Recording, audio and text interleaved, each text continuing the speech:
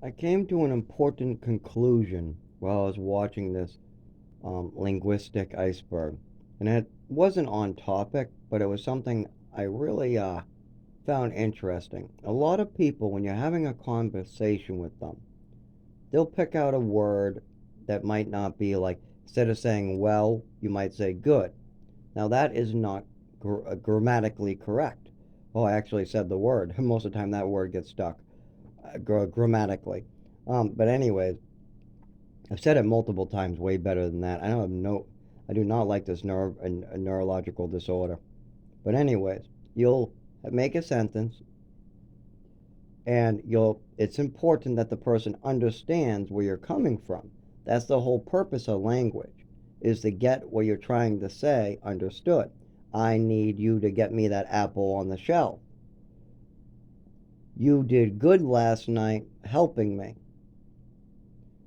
Now, you're trying to get the message that somebody did a good job. That's the whole point of that message. You're trying to get that apple off the shelf. That's the point of that message. That's the meaning of what you're saying. But sometimes people will totally miss the meaning of what you're saying, even though it's very clear, and if they wanted to listen to you, they could understand you. But instead, they'll try to pick apart, oh, well, you should have said good instead of well. Did you understand what I meant? Well, yeah, I understood that sentence. I understood what it meant, but you should have said good instead of well. You're missing the point. When you pick people apart and try to find flaws in life, you'll have problems understanding people's meaning, understanding what's around you. You'll lose sense with reality. That's why it's very important to keep your sense of reality and not pick people apart. I don't try to pick anybody apart. I try to understand them, understand their needs or where they're coming from.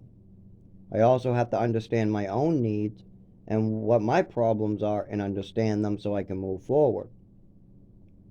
But when you're listening to somebody, your priest, um, your congressman on TV, keep in mind it's the meaning behind the words that you have to understand.